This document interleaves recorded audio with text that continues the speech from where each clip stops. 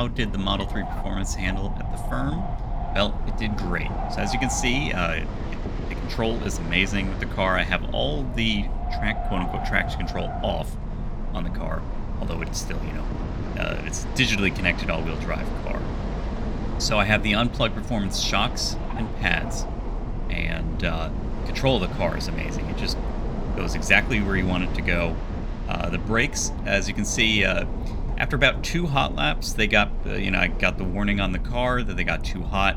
Due to the track being empty, I was able to do a mid cool-down lap, and was able to do another 2 laps before it yelled at me again. And actually, the battery yelled at me that it was getting too hot.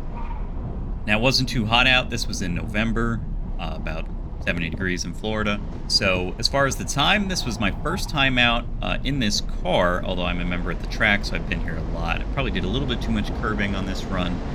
This was a 1 minute 19 seconds on my first time out. Coincidentally, that's the same time I have on the Mustang, which has more power but less torque. This was on the Falcon RT 660s, the same tires I use for autocross, which is mainly what this car is made for. I will not be tracking it that much. As you can see, it loses its oomph above 90 miles an hour, but man, it gets there quick. It is very strange driving this car with no noise whatsoever, but it is a lot of fun, surprisingly. Lastly, the charging kind of sucks. The car has an automatic parking brake in order to charge it, and normally, you just don't put on your rear parking brake because you can warp your rotors. So you can't really charge it. You have to let the car cool down.